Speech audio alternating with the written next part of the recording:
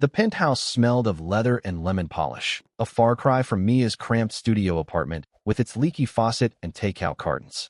At 26, she was a struggling actress in New York, her resume a patchwork of off-Broadway understudy roles and one memorable toothpaste commercial. So when her agent called with a gig, not exactly acting, but close, she didn't hesitate. The job: play the doting wife of Ethan Caldwell, a tech mogul widower, to convince a judge he could provide a stable home for his 8-year-old daughter, Lily. The catch? It was all fake, a 6-month contract with a 6-figure payout. Mia signed the dotted line, her heart racing at the zeros, and the chance to play a role that might actually matter. Ethan met her in his sleek Manhattan office, all glass walls and city views. He was 40, with salt and pepper hair and eyes that held a quiet grief. "I need to look like a family man," he said, his voice clipped but not unkind. "Lily's with her grandparents in Connecticut. They're fighting me for custody, saying I'm too busy, too broken." He didn't mention his late wife, but the weight of her absence hung in the air. Mia nodded, slipping into character. "I can do perfect wife. I've watched enough rom-coms to nail it." The first week was a crash course in deception. Mia moved into Ethan's penthouse, her thrift store jeans swapped for tailored dresses from a stylist. They rehearsed their story: high school sweethearts, rekindled romance, a whirlwind engagement. At the custody hearing prep, Mia looped her arm through Ethan's, smiling like she'd been born to love him. The lawyer nodded approvingly, but Lily, a wiry girl with pigtails and a skeptical squint, wasn't so easily sold. "You're not my mom," she said at their first meeting, clutching a stuffed owl.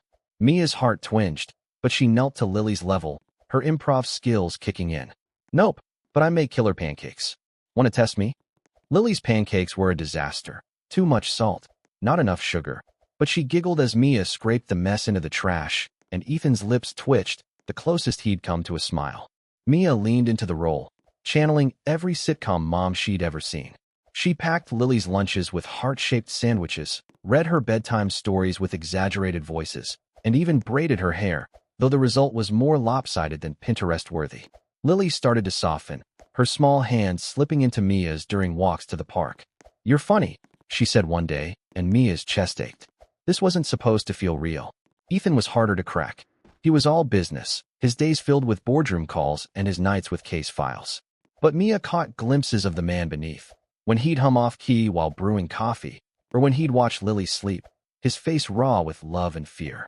One night, after Lily's bedtime, they sat on the penthouse balcony, the city's hum below them. Mia, wrapped in a blanket, handed him a mug of chamomile tea.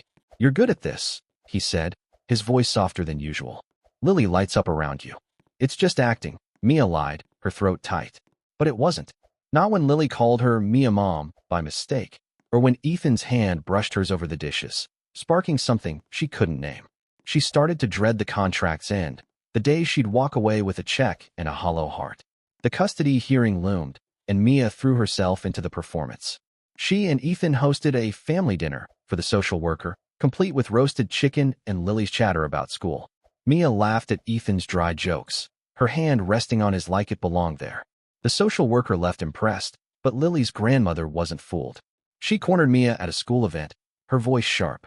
"You're a hired hand, aren't you? Ethan can't buy a family."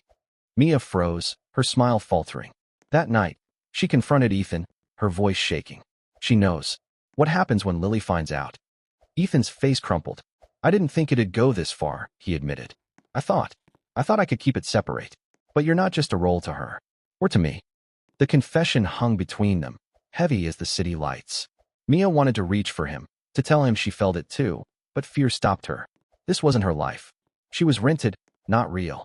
The truth spilled on a rainy Saturday, when Lily found the contract in Ethan's desk. She ran to Mia, her eyes wet with betrayal. "You're leaving? Like Mom did?" Mia knelt, her heart breaking.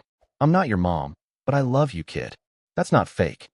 Lily hugged her, sobbing, and Ethan stood in the doorway, his own eyes red. "Stay," he said, not as a boss, but as a man who'd found something he couldn't lose. "Not for the contract. For us." The hearing came and went, Ethan winning custody with Mia's wife, act sealed in the judge's mind. But the real victory was later, in the penthouse kitchen, where Mia flipped pancakes, better this time, while Lily giggled and Ethan watched, his smile no longer guarded. The contract was torn up, but Mia stayed, not as a role but as a choice. Parenthood, she learned, wasn't for rent. It was built, messy and real, one pancake at a time.